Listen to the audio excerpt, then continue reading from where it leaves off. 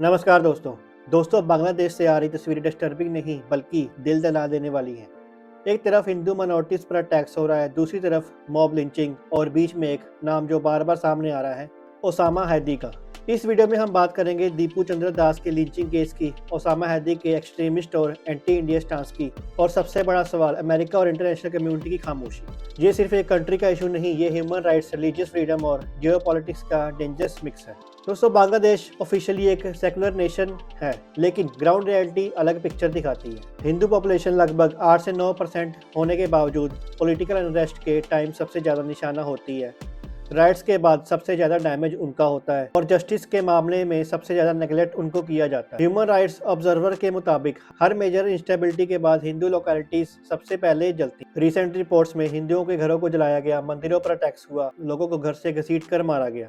Social media पर viral visuals ने एक बात क्लियर कर दी, ये रैंडम नहीं है, ये सब टारगेटेड है। इसी वॉयलेंस का सबसे बड़ा शॉकिंग चेहरा बना दीपू चंद्र दास का। दीपू चंद्र दास एक आम सिटीजन था बांग्लादेश का, कोई पॉलिटिकल लीडर नहीं, कोई एक्सट्रीमिस्ट नहीं। रिपोर्ट्स और आई विटनेस क्लेम्स के मुताबिक ब्लास्फेमी की एक्यूजेशंस लगाई गई और फिर पब्लिकली लिंच कर दिया गया। वीडियो में लोग मदद के लिए चिल्लाते रहे, लेकिन इंटरवेंशन नहीं हुआ। लॉ इन्फोर्समेंट पर भी सवाल उठे। ये सिर्फ एक मर्डर नहीं था, ये एक मैसेज वॉयलेंस था जो पूरी हिंदू कम्युनिटी को डराने के लिए काफ़ी था। एक्सपर्ट्स कहते हैं कि मॉब लिंचिंग सिर्फ गुस्सा नहीं होता, उसके पीछे नैरेटिव होता है, और यहीं से ओसामा हैदी का नाम सामने आता है। इंडिपेंडेंट पत्रकारों के मुताबिक ओसामा हैदी एक रेडिकल इस्लामिस्ट वॉइस के रूप में जाना जाता था।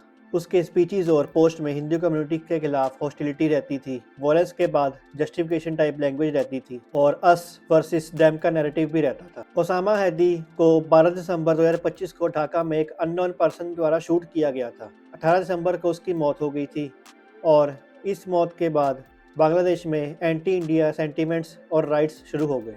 तो हम समझ सकते हैं कि दीपू चंद्र दास की मॉब लिंचिंग और उसको पेड़ पर बांध के जला देना, ये सब ओसामा हैदी के मौत के बाद के रिएक्शन थे। यहाँ एक और सीरियस एंगल आता है एंटी इंडिया प्रोपेगेंडा का। रिपोर्ट्स के मुताबिक ओसामा हैदी ने कई बार इंडिया विरोधी रिटोरिक यूज की, इंडिया को रीजनल विलन के रूप में प्रोजेक्ट किया। सबसे कंट्रोवर्शियल चीज, उसके प्लेटफॉर्म्स पर गलत इंडियन मैप दिखाया गया, जिसमें जम्मू कश्मीर को इंडिया से अलग डिस्टॉर्टेड बॉर्डर्स दिखाए गए और इंडिया की सॉवरेनिटी पर क्वेश्चन किया गया। एक्सपर्ट्स कहते हैं ये इग्नोरेंस नहीं बल्कि डेलिब्रेट प्रोवोकेशन हो सकता है। जब religious hatred, anti India propaganda, political silence एक साथ मिल जाते हैं तो रिजल्ट होता है अनकंट्रोलेबल मॉब वायलेंस। अब बात करते हैं अमेरिका के स्टांस की। America religious freedom reports publish करता रहता है, ह्यूमन राइट्स का ग्लोबल चैंपियन बनता है, लेकिन बांग्लादेश के केस में हिंदू लिंचिंग पर लिमिटेड रिएक्शन रहा और एक्सट्रीमिस्ट नैरेटिव्स पर वीक प्रेशर। क्रिटिक्स का कहना है कि अमेरिका का स्टांस इसलिए है क्योंकि बांग्लादेश जियोपॉलिटिकली इंपॉर्टेंट है चाइना को काउंटर करने के लिए, और इस पावर गेम में माइनॉरिटी की लाइफ्स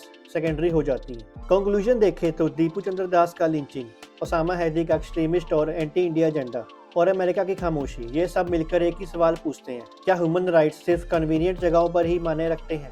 आज आवाज़ नहीं उठी तो कल और दीपू दास भी होंगे। दोस्तों, आज की वीडियो में बस इतना ही, फिर मिलेंगे एक नई न्यूज़ के साथ। तब तक के लिए साइनिंग ऑफ।